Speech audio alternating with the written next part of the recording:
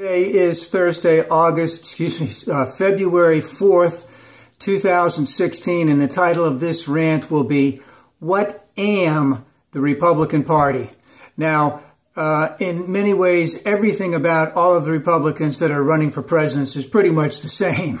But there are some competing factions that are going in there. And this is, as we come up to New Hampshire, a lot of people may drop out. So it's good to take a quick look as to how these competing factions are working and working for each other and against each other.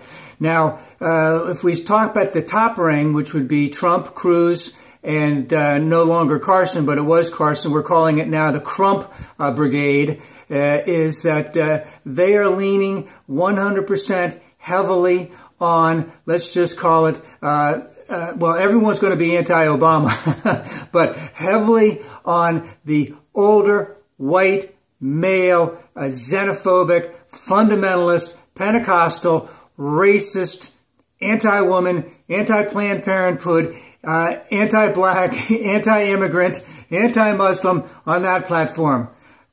All out, hog wild, completely on that platform.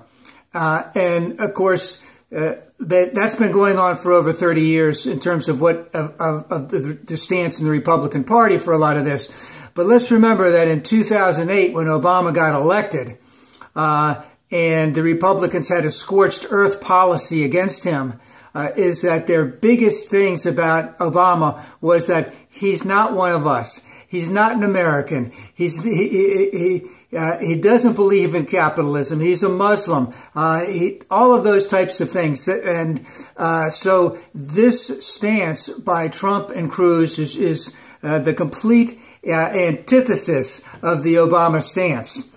Now, on the other side, you have the corporatists, which I will call the Jeborah division, which would be Jeb Bush, Kasich, and Chris Christie, who are way, way down. And, of course, they do represent all of those things that the Trump and Cruz thing do, meaning that they want all of those votes, too, but they're not going to be quite as emphatic about going after those votes. So I think I saw the other day that even a white supremacist group has endorsed Trump. So I'm not sure that if Jeb or Christie or Kasich got that endorsement that they would necessarily want it.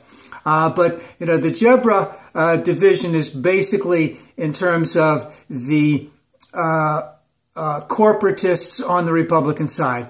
The big business, the low tax. Because let's put it bluntly, these big business types, they'll use that social conservatism to their advantage. But basically, they could care less about going after Planned Parenthood. They could care less about Obama being a Muslim as long as they get their tax deductions. You know, they don't care. You know, as long as it puts money in their pocket, that's what they want. And of course, their basic premise of running against Obama is the sense that we want more tax deductions. We want less regulations. We don't want any type of environmental regulations. We don't want any type of financial regulations. We don't want any type of reporting regulations. We want to make as much money as we can. We want to screw the average American person. And we could see signs of that right now in Flint, Michigan. And we can see signs of that where they're also having a lead water crisis in Jackson, Mississippi. And of course, that type of environmental racism against blacks has been something that big business has been doing basically for the last 100 years or more. So the big business is the antithesis of Obama, whereas with Trump and Cruz, it's just they themselves are the antithesis of Obama. Now, there's some striking things that we have to look at. Now, Obama got elected in a wave election. And of course, I believe that Bush's popularity was in the lower 30s when Obama got elected, and he was not well liked at the end. He screwed up a war really, really bad. He screwed up the Katrina. He screwed up Social Security, and everyone really got tired of his shtick at the end. And when Obama came in, of course, then you had the Republicans who went 100% against him.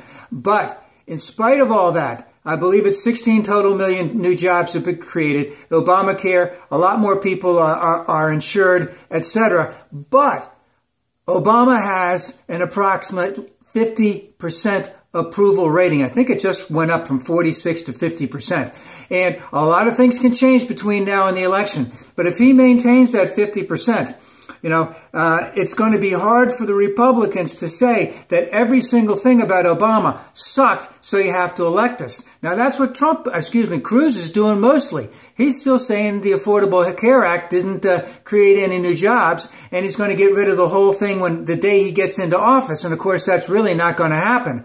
But this is where the Republican Party is being defined right now. And that's why you have a lot of people possibly jumping on the Marco Rubio bandwagon in the sense, here's a corporatist that will play to these xenophobic issues, but he will be one of us once he gets elected. You see, the corporatists, they can't trust Trump. They can't trust Cruz. They know that and of course, they're trying to think that they can trust Trump. But what am the Republican Party? Who are they really representing? This is sort of what's coming down in New Hampshire, and it's going to come out right after that. And again, this will be a defining thing because actually, in some ways, it won't be quite as defining because they'll still be going after the same thing. They won't be going after it quite the same way. And of course, especially if it's the Jeborah faction, Bush, Kasich, or Christie, they're going to be going after, the economic issues. They're going to be going after, we need to get America back to working, whereas the Trump type of thing, they're going to be going after all of those xenophobic issues.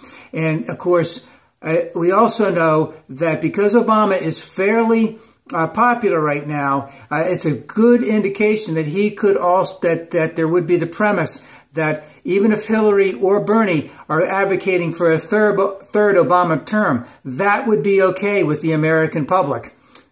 We'll see what happens.